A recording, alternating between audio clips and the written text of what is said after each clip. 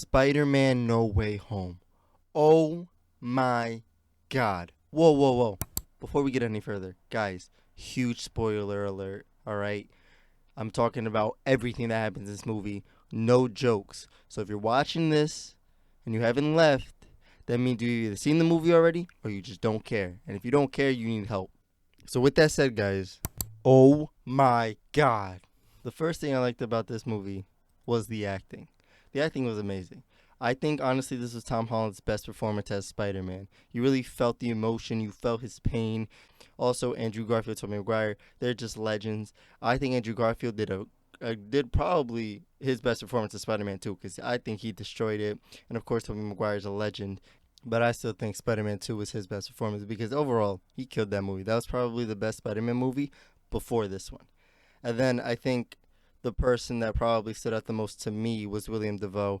I mean, come on, that's a legend right there. His acting as Green Goblin, I don't think they could ever find somebody as good as a Green Goblin as William Dafoe. The next thing I liked about this movie was the connections, bro. The amount of things that they managed to like hint at and then connect from the previous movies to these movies. It was just wow. And of course, the scenes that stand out the most was Andrew Garfield saving Zendaya when he caught her, because of course I was paying homage to The Amazing Spider-Man 2 when he couldn't save Gwen. So that when he saved, oh my, and then that goes back to the acting because you see like the comfort that he had, almost a sense of closure when he had Zendaya in his arms, and he was more scared than Zendaya was. That's why Zendaya was like, "Hey, yo, you good?" And Andrew was like, "I think so." So that was just amazing. Of course, Tobey Maguire when he references back, that was pretty cool. So all those little connections, those little Easter eggs, and then the acting, because they did a great job with it. It wasn't like you felt the connection. You knew that what they were talking about when we watched those movies. So it was just another just huge dub in my book. The third thing I liked was the possibilities of the multiverse. This movie really showed what Marvel can do now that the multiverse is real, that it's a reality. Think about it. All these connections, and you can really come up with some crazy ideas, and there's actually a chance it can happen. For example, you can say that there could be a movie where Iron Man comes back, and that's not even like a joke. You can genuinely see that there can be a world where Iron Man is here. There can definitely be a movie where if Tony Stark or Robbie Downey Jr. is willing to do it, even if it's for a scene or two, it's very possible to see a return of some crazy heroes that we never thought we'd get back. Because let's be honest, nobody ever thought we'd get Tobey Maguire and Andrew Garfield playing Spider-Man again. But it really does show all of the just endless possibilities that the multiverse brings. The next thing I liked was how this movie, in a way, it wasn't only Tom Holland's movie because it really does close Tobey Maguire's and Andrew Garfield's Spider-Man.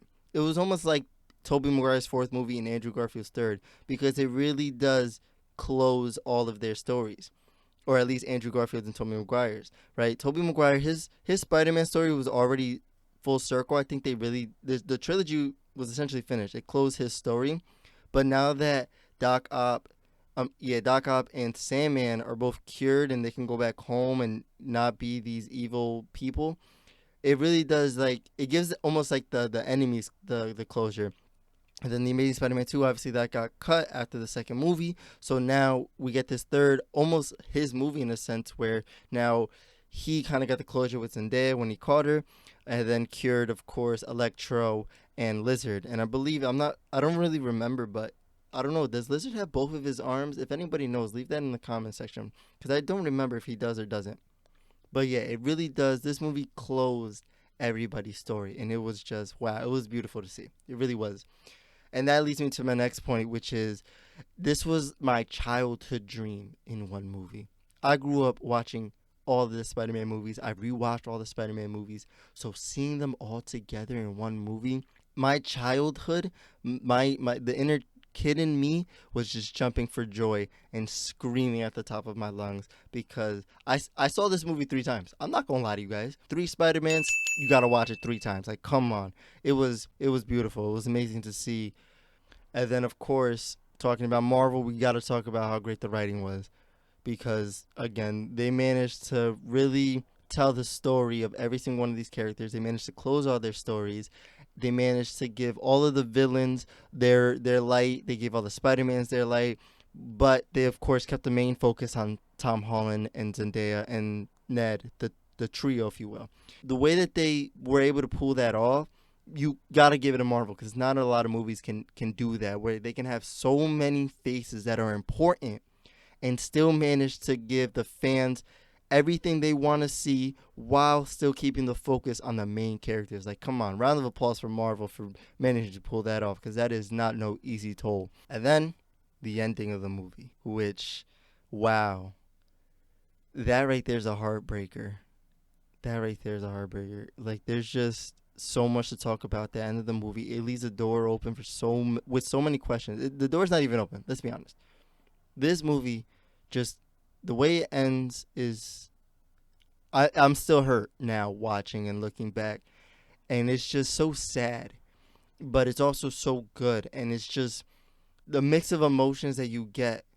I just don't know what to think. Like, I really don't know. And after watching it so many times, you really don't know what to think, what to feel. What does this mean for Tom Holland? Like, there's just so many questions. And I think the ending was perfect for this movie.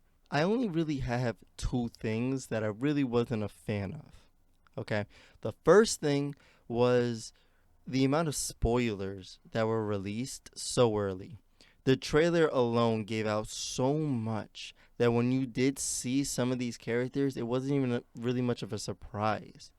And that hurt the movie to me. I think if this movie had zero spoilers, the way I would have felt when Matt Murdock showed up is the way I would have felt when every other superhero pulled up and every villain showed up. And then the other complaint is Sony. I don't like Sony. I never have, and I don't think I ever will. And here's why. They are so greedy with Spider-Man.